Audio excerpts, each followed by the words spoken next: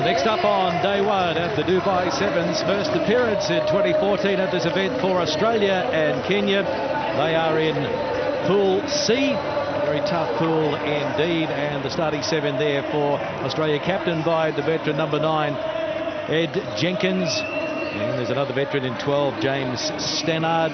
Cameron Clark has been under an injury cloud the last few days, but he's okay, fit to play. Head coach is Garrett John, who has moved from the Canadian head coach position. And for Kenya, Amonde, number 8, is the captain. They're missing some of the familiar names in the Kenyan lineup from recent years.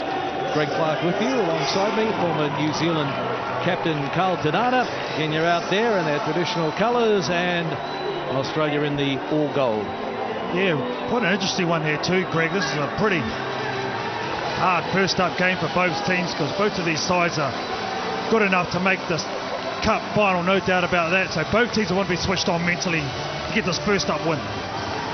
Kenya coached by very experienced Paul True, who was very successful with the Blitzbokke, the South Africans, for a period of years. And Garrett John, loving his time as a head coach and director of Sevens Rugby for the Australian Rugby Union. The Australians all under contract, training at their base in Sydney at Narrabeen. The referee is Federico Anselmi from Argentina.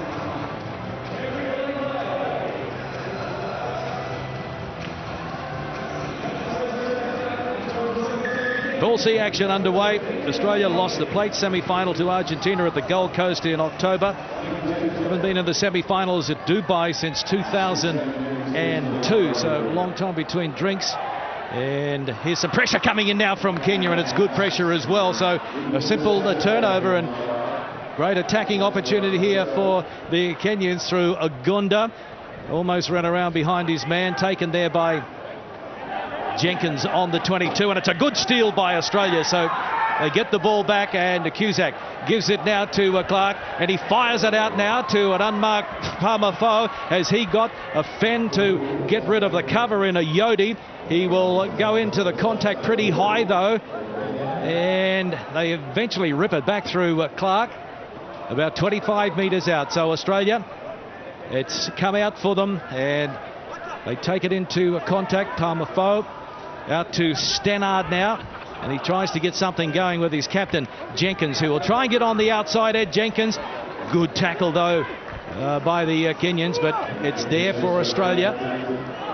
No scrum half. Eventually it comes out for Cusack. He fires it across now, and Foley, a long one out to Holland, and now to Clark, and Cameron Clark for the corner. He'll score the first try for Australia at Dubai 2014. Well done, Australia.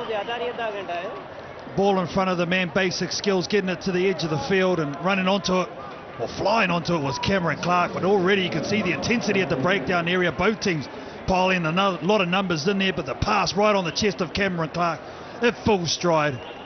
What a nice sight to see. Cameron Clark, number 7 over. And it's going to be Stannard to take the conversion.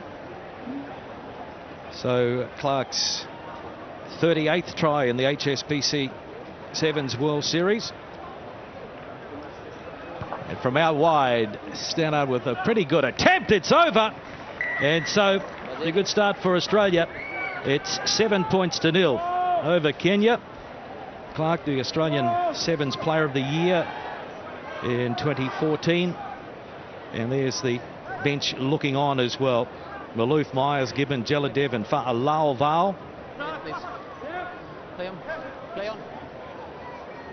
The team scoring in Sevens restarts, and it's Stannard, and a bit of hang time there, and Clark has it after it was tapped back from Palmafo, and now Stannard giving it to Cusack. The big forward takes it into the 22. Now it's Foley, and Clark looks up and now gives it to Holland, and out wide it's Jenkins. Jenkins away from one, Jenkins away from two, and Ed Jenkins is in for Australia's second try. What I like about the attack from the Australians at the moment is that they're engaging the defence of Kenya, and then, well, 2 missed tackles. There's no way Ed Jenkins had the right to score this, but he's strong enough to watch him here. The right hand fend, he gets rid of one, but he's not done. The power through the legs, he goes through, keeps his balance, and then again shows his power. That's too high for the defensive Kenya. The pirouette, and that is a well taken try by the captain, Ed Jenkins. So Jenkins' 68th try now in his career. And here's the attempt from out wide. This one is away, so 12 points to 0. Former Australian Player of the Year, Jenkins.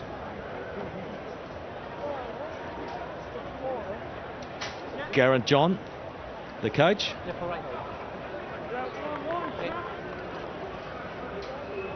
And the kick-off now from Stannard. It's just going to go the 10, and they allow it to bounce, and it's been picked up by Palmapo. So more possession here. Clark goes into scrum half, gives it to Stannard. Stannard looking, giving it now. The double round, Cusack. Cusack thought he spotted a gap, it soon closed. He pops it up for Stannard. It's gone backwards, so a turnover here. No, lost forward. It came off the hands of one of the Kenyans.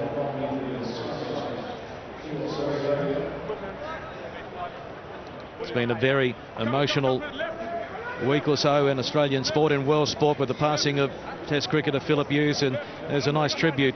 The bat on its own, a spare seat there for the bat in memory of Philip Hughes. Nice touch by the Australian Sevens. Running onto it is Clark, taken in midfield. Now it's Foley, and Lewis Holland to Pamapo. Ran out of room, cut back in field, gives it now to Stannard. Stannard couldn't offload, had to take the tackle. Penalty, holding on. Good work there by Patrice Ogunda for the Kenyans, and they take the quick tap through Sakuta. Throw goes in. Coming away with it is Monde, and this is where they can be so dangerous. Tackle had to be made, and the offload was not all that good, and so it's now Cusack running it into the traffic, 10-metre mark, Kenyan territory. Advantage being played here, and they'll take the penalty. I like the physical nature that the Australians are playing with at the moment. They're just taking out the defence of the Kenyan team, and look, already there's a lot of hands on hips, and when they do get the ball, they're too tired in attack at the moment, the Kenyans. So good game plan here by Garrett John and the Australians. Stannard finds touch. The Kenyans lost the Shield final to Canada at the Gold Coast, but in a real rebuilding phase because the likes of Collins, Njira, Humphrey, Siangek are not available at the moment. So inside the final minute of the first half, and a good line-out win by Cusack. Now it's down to Lewis Holland, who's made a real difference already, and Clark puts on the pace. Cameron Clark for the corner. He's got a double. Well, it looks simple enough from Australia, but they set it up well. It was a 2-man line out. They lifted and they kept spread. That's the secret, and what it does, it keeps the defence spread. They rushed up on the outside. Cameron Clark realises that, and he has a pace to go around the number 12, Oscar Ayodi, who didn't even touch him. Well, I like the look of the fact that Lewis Holland is over injuries. He's had a real bad run of injuries, and he just looks to be very steady in that midfield for the Australians. Well, he's running with freedom, and that's, as a mindset, what gives you confidence, and that's what the Australians are playing like at the moment. They're playing smart. Their attention on kickoff's been outstanding, and using Palmer Fowl in the middle of the park, I think, has been genius. But this kid, well, he's a lot faster than his old man. Member of the Dream Team in 2013-2014. That's the series Dream Team. Cameron Clark, and the halftime siren has sounded. This one's not going to go the 10, so he's going to come back for a free kick. So not the best way to finish the half, and it gives Kenya just one more opportunity to get on the score sheet. The tap on halfway. Sampson on the Somu. Will take it. Out to the right it goes, and Agunda, the big hard running forward. The bounce pass sits up nicely. Confoli, good tackle, and he's the tackler, so he was allowed to go in and play the ball. Now the penalty goes against the Australians, though. There was a hand in there. So Kenya with another opportunity here after the siren at half-time This is Amonde, the captain, out to Agunda, the inside ball and the support. They hold on to it. Brilliant work there by Yodi. So the crowd starts to roar for the underdog, an advantage again for the Kenyans. Pick and go here. Agunda throws it back. They're trying to keep it alive. Advantage is over, and so Opondo out wide. It's 2-on-2, and now it is Sakuta. Stannard did well to hold on to 1 foot. Sakuta got away though. Oh, and that's a good finish to the first half. Sakuta got away from the tackle, and so with the kick to come from right in front, that's very timely indeed by the Kenyans. Well, they had got that opportunity from the kickoff because it didn't go to the 10. Sakuta, well, I thought that tackle was completed. The knees down, he carries on, plays on. Well, look at the strength there from the big number 6, Daniel Sakuta. And that's exactly what Kenya needed to get back in this one.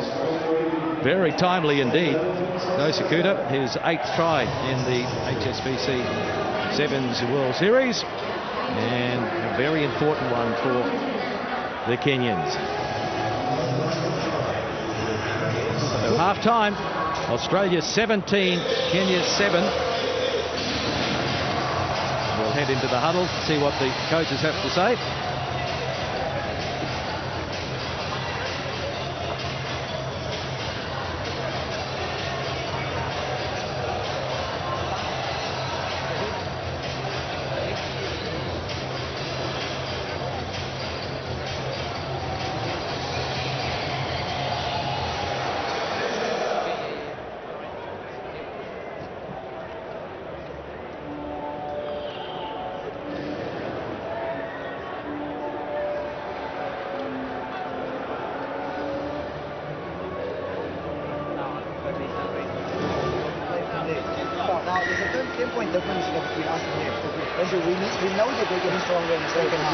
We've got to get even stronger, even more stronger. Right? Yep. We have to secure our ball from the kickoff. Let's hang on to it. We play. Just grind it up. Just grind up for 2 or 3 plays, and then we play it. Andrew, let's get the point. Let's to keep ball too. I wasn't finding anything. No, boys, keep ball. Go for your ball. So the first. We discuss and love God. Beat us forever. 1-2. Family.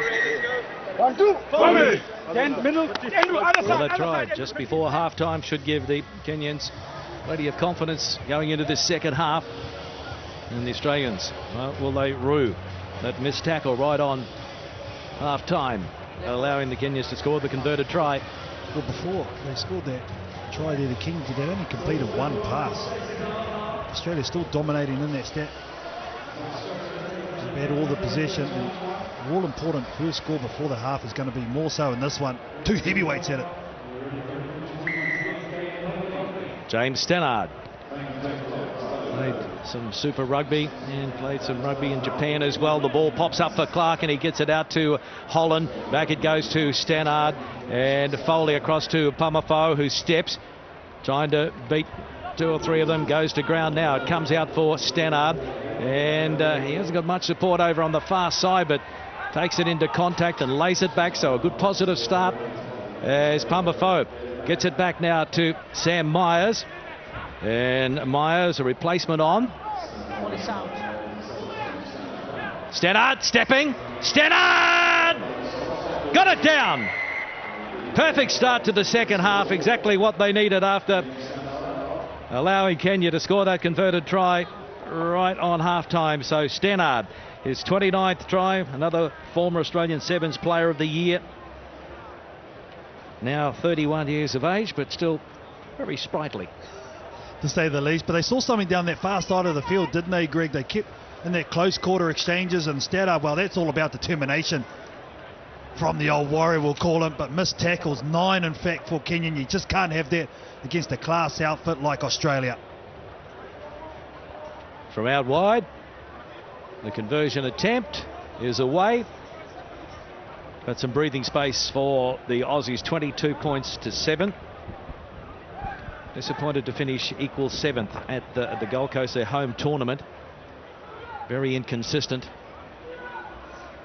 but they look to be more structured so far from what we've seen here.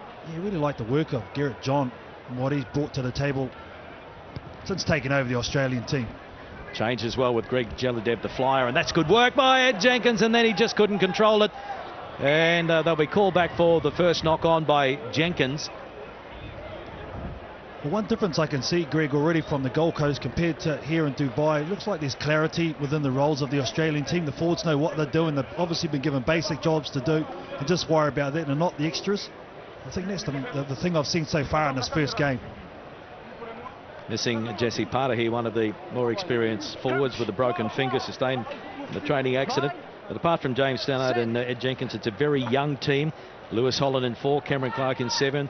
They've been together since the Youth Commonwealth Games on the Isle of Man in 2011, so there's a combination there. And Kenya now with some work to do inside their own 22. Just haven't been able to string a lot of phases together. Amondi that goes to ground, and now they go wide, and Jeladev raced up and got his man, but the pass was a good one out to Alaba, and Alaba trying to get on the outside of Clark, but Clark makes the tackle, and the contest is good for the Kenyans. So they're on their 22, and it's a penalty. Jeladev, it was a ruck form, so he was not allowed to come through and steal the ball. 22-7, it's Australia over Kenya, and time is ticking away for the Kenyans. The Yodi goes to ground, offloads. That's the 22, still in Kenyan territory. The inside ball, Sakuta, who scored the try, and now he's going to got Stannard in front of him, and the race is on. Daniel Sakuta, he's a scooter running away. Stannard couldn't get to him, and so they hit back, and they're not out of it yet. 22-12. One missed tackle from the Australians gave Kenya the opportunity, and they're good enough to take it. Daniel Sakuta had to run a long way. You can see there the late switch. Here's going to come the missed tackle on the inside. He doesn't break stride, and that's the secret. He just takes his angle. As soon as he gets to the sweeper and Stannard, he'd always knew he had the gas on the outside. And look at the long strides of Daniel Sakuta. So he has got a double for Kenya. 21 years of age, his 7th event, and some replacements being made now by both teams. 2.5 minutes remaining, 22 points to 12, 10 points separating them at the break. It's still a 10-point ball game. And Kenya, they allow it to bounce Australia, but it sits up nicely. Alan Fa'alau, though, is on there, the playmaker, and now here's Lewis Holland. They want to play it at the other end, and it's a high ball. The bounce is good, though, for Wanjala, and couldn't make it through. Australia looking to win it at the breakdown, and they do through Jeladev, and now the inside ball. Holland flips it out the back. Oh, brilliant pass! Good backing up by the captain, and Ed Jenkins has got his 2nd try for Australia. Lewis Holland, the heads-up play, not that pass, but the kick downtown. Saw there was no sweeper employed, wanted to get his team going forward. In Australia, they turned it over. Watch him here, Lewis Holland, the left-hand fend. The look on the outside, he got the call, the money ball, and Ed Jenkins seals this game for Australia, and it's going to be a good one for them.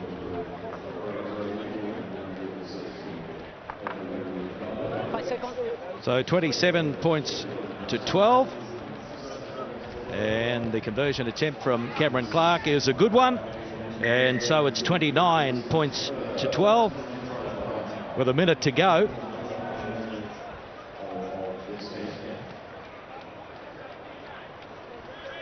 Garrett John using the entire bench here. Alex Gibbon is now on for Australia as well, so Clark is having a breather. Alan Fa'alau had to sit out the Gold Coast because his Australian passport didn't come through, and that's not a great restart. So 2 restarts, not going to require 10 metres. They'll have to work on that because it's a very tough pool. Australia play the last game on day 1 against England, and they still have a very competitive USA to come. So Kenya, less than a half a minute remaining. What can they do? Sakuta, he shut the big man down this time, and it's play on. So Jeladev out to Fa'alaulau, he flings one over. Sam Myers, Malufa's on the outside, but Myers can't get the pass away, so he goes to ground. And the penalty goes to Australia, so they can just put it into touch and claim a victory here in their first encounter on day one in Pool C. Positives outweighing the negatives, and so Australia, wearing the black armbands in memory of Philip Hughes, get off to a winning start in Dubai. 17-7 at the break, and they have won it by 29 points to 12 over Kenya. What did you make of it? Yeah, very good effort there from the Australian team. I really like the work of Lewis Holland. He was outstanding, but also Cameron Clark. They just sent a warning shot over the bow, did Australia, because that is a very tough win against a very tough opponent in Kenya. As we see the stats, missed tackles, probably the one that sticks out from one, more than half for Kenya, 10 in fact. And you just can't do that in this game of sevens in such a short time. You have to give yourself an opportunity.